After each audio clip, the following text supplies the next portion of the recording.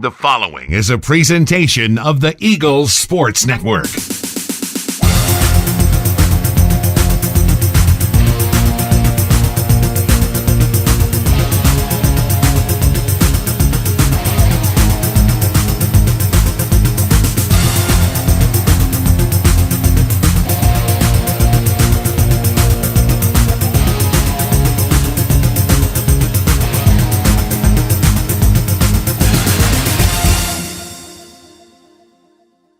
Hello and welcome into week 4 of the Mike Clowney Show as Carson-Newman drops a home South Atlantic Conference matchup to the number 15 team in the country and the Lenoir-Rhyne Bears by a final score of 24-7. Hello everyone, I'm the voice of the Eagles, Adam Cavalier, alongside Carson-Newman head football coach Mike Clowney. Mike, a game that you had your fair share of adversity. I think if you tell any head football coach you're going to be down 4 starting offensive linemen, you know that it's a taller task ahead when you're A, facing a top 15 team, and B, facing a top 15 team that has the second best defense in the country.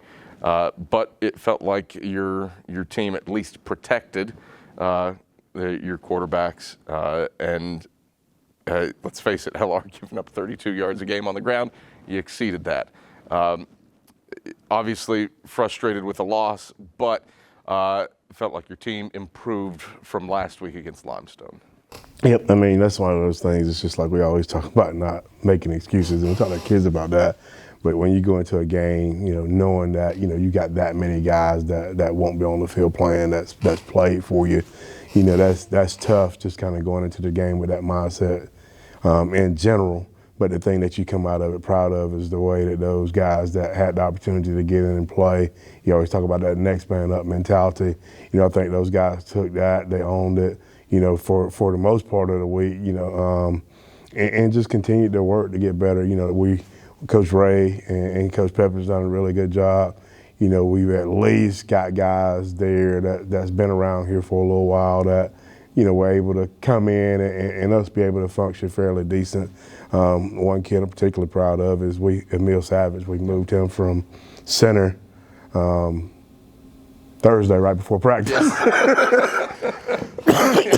And but I mean, you go in and you don't, from a general standpoint, like you don't notice that, and that's a testament to him, showing up every day to practice, getting ready. He's a guy that's got to, continue to take that challenge and get ready to play. There are going to be those moments for him that he's got to be prepared for. I do think it says something about the way this team has, and you as a coaching staff have recruited over the last 2 years. The drop-off from 1A to maybe 2B in some places, there's still a drop-off, but it isn't as drastic as it was potentially last year and even 2 years ago.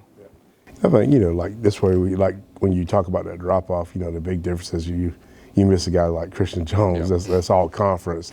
I think you still go in with a solid football player now to where, I remember 2 years ago, we had a guy go down and I'm watching Kevin Day, was offensive line coach, and he's got his sheet out there and he's looking at it and he's going through and he flips it over where his depth chart's not on the other side. At least now we get to kind of move a finger down and take that next man up. It was an odd game. I don't know that I've seen a game that was as low possession as this game. And I don't know how much of that is the rule changes where the clock runs more or less NFL clock rules outside of the final 2 minutes of the first half in the game. But you only touched the football 3 times in the second half. And part of that is because you had a 10-minute drive that came up empty, and that ultimately probably is the story of the day. You had 2 really nice drives, a 10-play drive and a 17-play drive. 0 points. I guess that's probably a continuation of the Limestone game where you put some drives together. You penetrated deeper against the Bears than you did against the Saints, but definitely frustrating to come away with no points. Yeah, that is. We get a penalty down there. You get 4 downs from down there, and something that we'll definitely come back in and work on and talk about. But, we basically kind of, at one point, lost some yards down there. And so we got to make sure that, when we get that close, that we can smell the end zone and we can punch the ball in. Regardless of which method we use, we got to get the ball across the line. And it still just comes back to, getting 11 guys down there doing their job, kind of realizing that urgency of being there without panicking. Carson-Newman falls at home to the Lenoir-Rhyne Bears by a final score of 24-7. We break down the first half when we get back after this on the Mike Clowney Show. Sure, we've been around a while, 171 years to be exact. We know the power of a liberal arts-based Christian education and the tremendous potential of what can be found on this campus, within this community. We are adventurers, dreamers, believers, passionate and compassionate, curious and clever, driven by a common purpose towards a common goal. I found my passion. I found purpose. We are Carson-Newman. What will you find? Right back in the Mike Clowney Show as Carson-Newman falls at home to the Lenoir-Rhyne Bears by a final score of 24-7. I'm the voice of the Eagles, Adam Cavalier, alongside the Eagles head man, Mike Clowney. Mike, a game where LR marched right down the field, scored on their opening possession, and then your team responded immediately, which I don't think we had seen yet this season. Julius Cobbs continues to show his development as a receiver, as did Jalen Myers at under center in his first career start for Carson-Newman. Granted, graduate transfer, he started a fair bit for Kentucky State. What did you see from those two in the response from your team early? I thought to be able to respond to their score and to do it relatively quickly, I think that's good for our mental health. If nothing else, especially when we've struggled scoring points in games previously, you can kind of see everybody on our sideline get excited and enthusiastic about that. Could just continue to be pleased with Jalen's progress. He still has some things to learn, but he's doing a good job of working and finding ways to get open. He's learning how the quarterback essentially communicate. A lot of times at that position is not verbal, but those guys have to be on the same page. He converted a route there and did a good job of getting open. Jalen Myers did a good job of finding them. I think the thing that's most impressive about Jalen, we talked about Wooden's pyramid of success, and like one of the things on that pyramid pretty high is poise. I think that's the biggest thing that you see when he goes in the game. I mean, you could tell he's gotten a lot of game reps. He's poised. He doesn't panic in the pocket. He does a good job just kind of commanding the game. A first half that after LR had its drive, your defense started to adjust and make changes. And your team, after a missed field goal, had a chance to go down and tie the game in a 14-7 ball game late in the second quarter. But one of the differences in this game that, again, feels magnified because, again, through 4 weeks of football now, outside of the Limestone game, your three games have been fairly low possession. A fumble, LR turns that into points, and instead of driving to tie the game late, potentially go ahead when you get the football back in the second half, now you're down 2 scores. Just how magnified was that moment? That's really one of those moments that, like, you work on that. We do 2-minute drill in situations, and end a half is a big one because that's a delicate situation to where you want to try to put points on the board, but the thing that you can't do is give them the ball back. And we run the ball first play, and Cam Ferguson gets a really good run. The guys did a good job protecting for that. We come back to another run, second play, and, we put the ball on the ground. It's just something in that situation you got to be alert of the time on the clock. And, the main thing that we have to do in that situation is take care of the football and don't give it back to them with an opportunity so they get the ball basically at midfield. Defensively, we've got to back against the wall with less than a minute. We got to make sure that we tighten down, don't give them anything drastic. We gave them a big play, kind of the first play out of that series, being able to step on the field with a sudden change situation with the mindset of taking that away. The worst case scenario for us needs to be that we force them to have to kick a field goal there. But, they get the touchdown, and then you wind up going in and, 2 touchdowns down instead of 1. But I felt like at that point in time, we still had a chance in the game. We'll break that down here in a moment. Before we get there, first half highlights. Those roll now here on the Mike Clowney Show. Nelson, who's healthy, will bring this back from the 5. Nelson straight ahead across the 25 and 30. And he's grabbed around the ankles for the Eagles. Right hash at their own 35. Myers back to pass. LR brings pressure.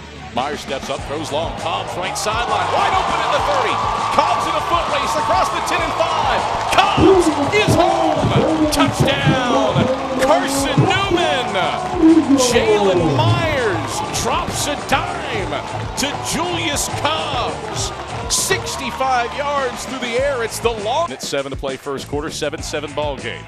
Ferguson out of the gun on 3rd and 3. Straight drop, rolls right. Pressured by David Alexander. Ferguson is smashed by Kendall Williams. A sack along the right sideline. Williams brings the lumber and demolishes Ferguson. But they're really not. They're playing the run. 2nd and 12. Myers back to pass. Settles, has time, throws middle of the field, has complete for first down yardage.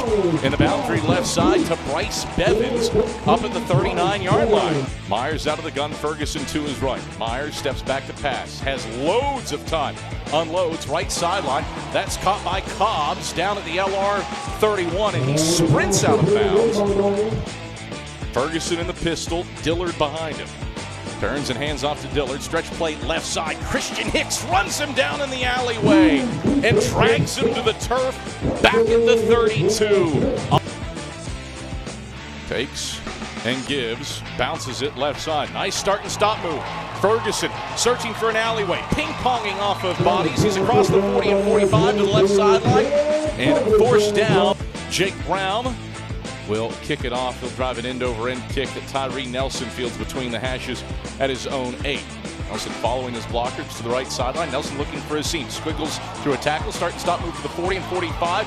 Steamrolling a defender up to midfield. And Tyree Nelson totes it out of bounds at the 49-yard line. A 41-yard return. All right, those are the first half highlights. Eagles were down to LR 21-7 at the halftime break. Mike Clowney, what was your message in the halftime locker room to your team? I thought, for us, I felt like, we just played a half with presumably the number 15 team in the country.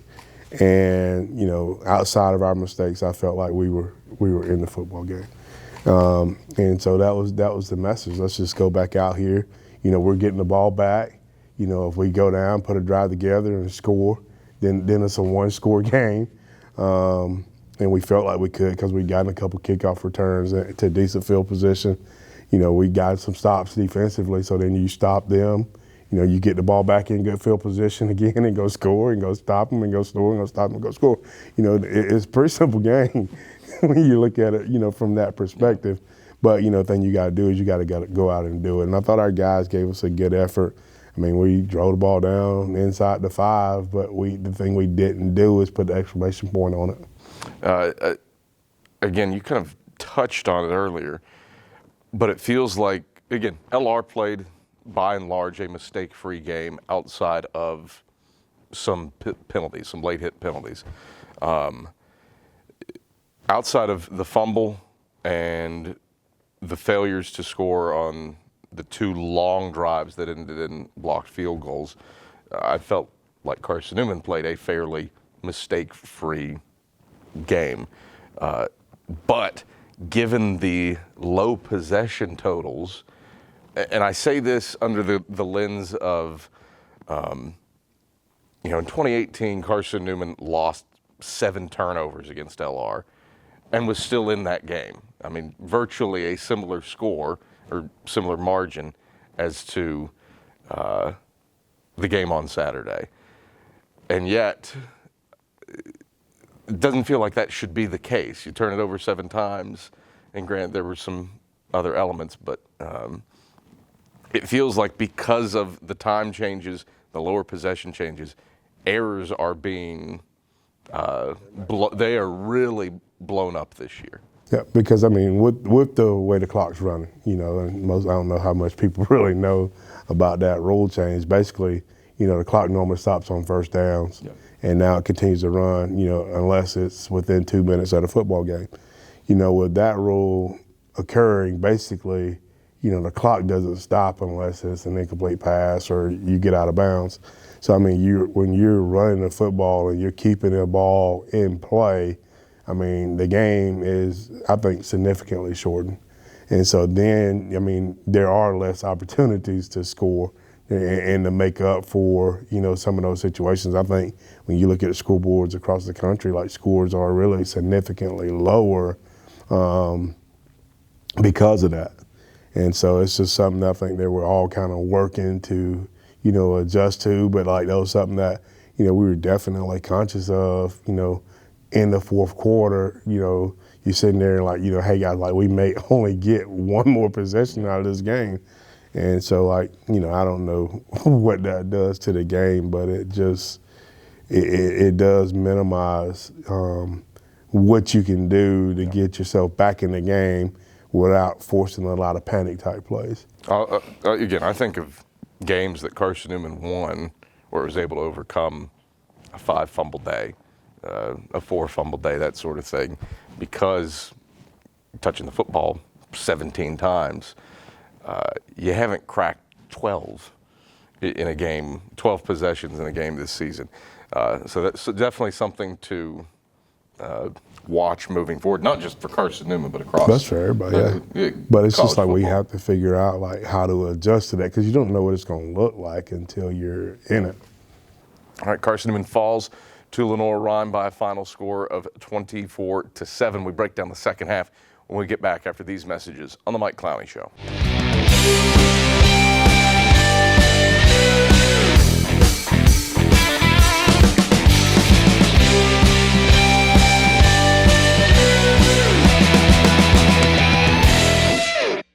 All right, back in the Mike Clowney Show as Carson-Newman drops a home game to the Lenoir-Rhyne Bears, the number 15 team in the country, by a final score of 24-7. Adam Cavalier, the voice of the Eagles, Mike Clowney, the head coach of the Carson-Newman football program. Mike, a second half that you kind of alluded to it earlier, but one, lost your quarterback. That proved to be detrimental in Jalen Myers, and had, unfortunately, what goes down as the first drive that is more than 15 plays and longer than 7 minutes and comes away with no points for the Carson-Newman football program in the last 10 years. Ultimately, it felt like that moment was what decided the game, consuming 9 minutes and 27 seconds to start the third quarter and come away with a goose egg. Yeah, I mean, we're behind 2 scores. We take up basically the entire third quarter.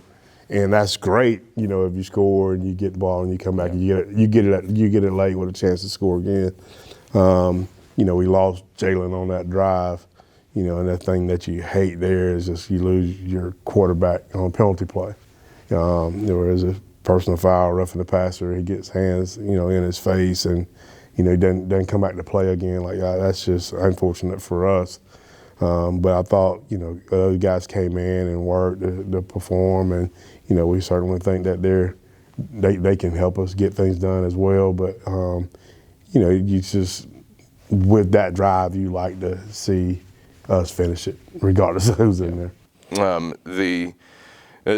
This game did have extra meaning. It was a reunion game, 1983 team back on campus for the 40th anniversary of that national title. And with that came a whole host of other players from the 1980s. Obviously would have preferred to get a win over the Bears with that crew on campus, but still great to have them back, great to have them involved. They were a part of chapel, a busy weekend for that crew, golf tournament, banquet, hors d'oeuvre hours, concert. Wonderful to have that many old Eagles back on campus. Yeah, I mean, that's essentially why we do what we do. When you coach football, the thing that, you naturally, if you're competitive, you want to win football games. But, when you talk about winning lives, you talk about winning souls for Christ, and then you talk about building relationships, because that's what the main thing that Christianity is focused around, is a relationship with Christ, and then that ought to affect our relationships with one another and other people. And it's just rewarding to see the relationships that those guys built 40 years ago, and how they carry over into today. And then to be able to have them sit in, we had them mix in with our guys in chapel, and to me that just symbolized like, that family over time. It was a reunion, and those guys being able to be there and just touch the guys that we have in the program now, like physically touch them. A lot of those guys are involved in our program. But just for them to be able to like physically touch one another, and it was cool watching once we broke them kind of shake hands and put arms around the guys in our program right now, because we are all connected. We wore that orange helmet with the eagle head on the side of it, and that means something definitely to me. And I think it means something to those guys that played here in the 80s, and it's gonna mean something to those guys that's here right now. I think it's interesting too, the mix, because you have guys like a Mark Isom, All-American defensive lineman who is in this area and is around frequently. I don't know that he's missed a game. But then you have a guy like Pat Apke, All-American, Hall of Famer, one of the great DBs in the history of the program. First time I've seen him back on campus in my 12 years here. Yeah, it's fun to see that combination of guys come back and instantly, clearly these people were teammates and integrate with your own program. Yeah, it was fun. Like I say, even when I got here, I look in the record book and like all those names were in there. So like, those were the marks that you're looking for. And even like now, a lot of those names are still in there. And so like, to me, like that's a standard that was set, and just to see those guys that set a standard be here, it was a lot of fun. Well, Carson-Newman falls to Lenoir-Rhyne by a final score of 24-7, and here are those second half highlights. Their own 44. Myers, option keeper left side. He's across midfield to the left sideline and tripped up by Ussery from the left hash at the LR 43-yard line. Myers out of the gun, throws left side. Nelson catches it at the 40, turns it upfield. From the left hash on 3rd and 7. Ferguson back to pass. Pressured. Rolls left. He will not get away from Kendall Williams. His second sack of the game. Trips go to the wide side left. Ferguson, straight drop. Steps up, throws right. Incomplete. Batted away by Champ Baker before it could get to Dominique Marshall. Is still in the game at quarterback. 1st and 10 for Carson-Newman. Whitson will keep it up the middle. Whitson across the 50. Gets close to first down yardage at the LR. All right, those are the second half highlights as Carson-Newman falls at home to Lenoir-Rhyne 24-7. When we come back, it's time for our Talent Talk. That's after these messages.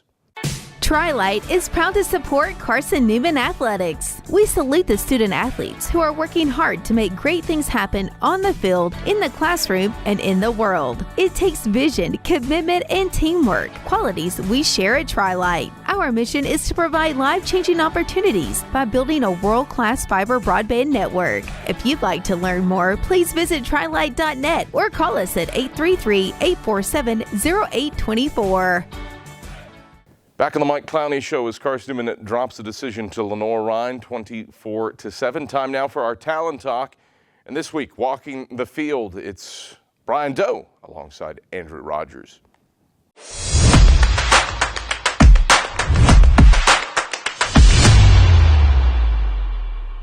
Hi again, everyone. Welcome for another episode of Talent Talk here on the Eagles Sports Network with offensive lineman Brian Doe. Brian, let's start our walk here.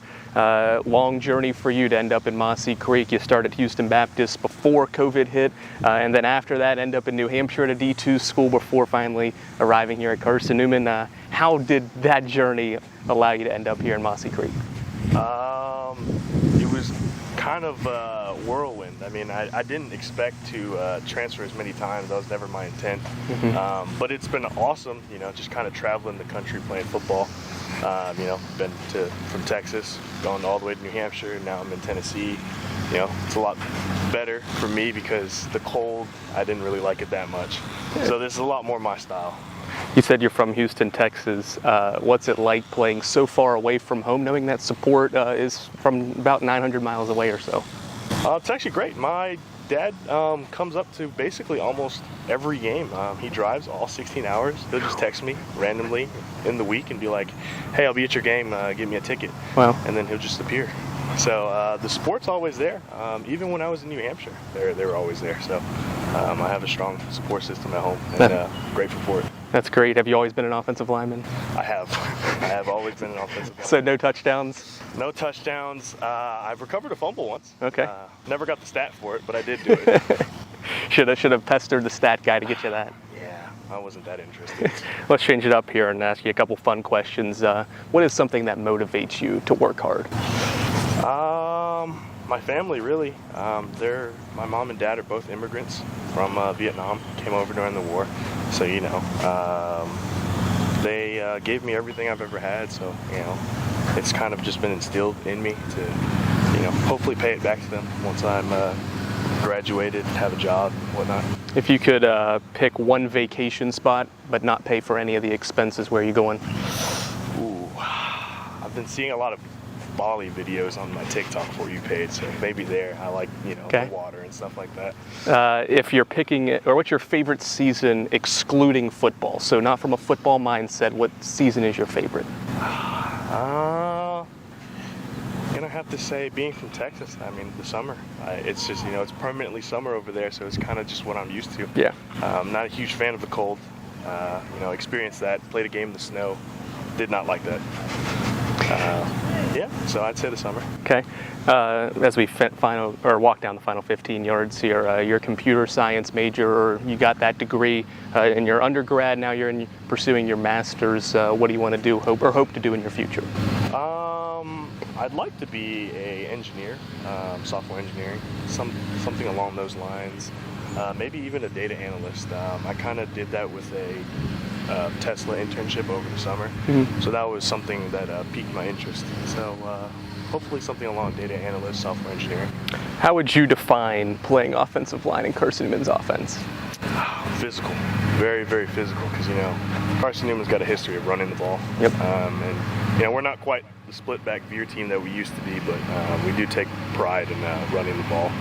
So, physical. When you look at this offensive line, you're the most experienced guy, I think one of the only seniors on the line. What kind of message do you hope to get to some of these younger offensive linemen as they grow and become a leader like you are now on this team? To just enjoy the journey, never take anything for granted. It's a little bit easy for me to say because I have 6 years and I've played for so long, but this game does end at some point for everybody. Brian, I enjoyed the time. Best of luck the rest of the year. Thank you. That's Brian Doe. I'm Andrew Rogers on another episode of Talent Talk. All right, thank you very much, Andrew, Mike Clowney, Brian Doe. What an interesting journey his college football career has taken. Might be the oldest player in America, but a 6-7 year guy between COVID, transfers, years out, third stop. But without question, he's an Eagle. What's he meant to this program? Man, Brian, the super duper senior. We got all these super seniors, and Brian's a super duper senior.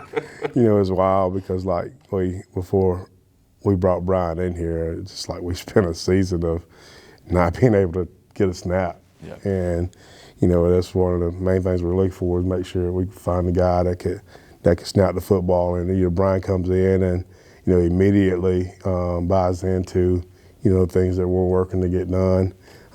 Snaps the ball. He's a super smart guy, super intelligent. He's beat up as all get out, but he comes out and works to be a major part of what we're doing every single day. All right, turn your attention to the Newberry Wolves. A run of 3 straight games against preseason 1, 2, and 4 out of the SAC preseason poll. 2-time defending SAC champions.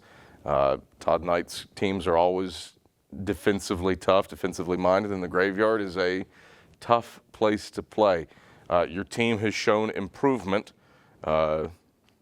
throughout this season. What's it take to get that improvement into the win column at a very difficult place to play? I think not focus on the outside elements, but the things inside. I think, I thought we did a better job of playing a cleaner game this week, and I think we've got to continue to grow in that area.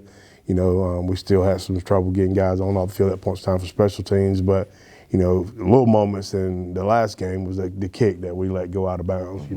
We don't go press for that and try to get it. Tyree did a good job of making a good decision there.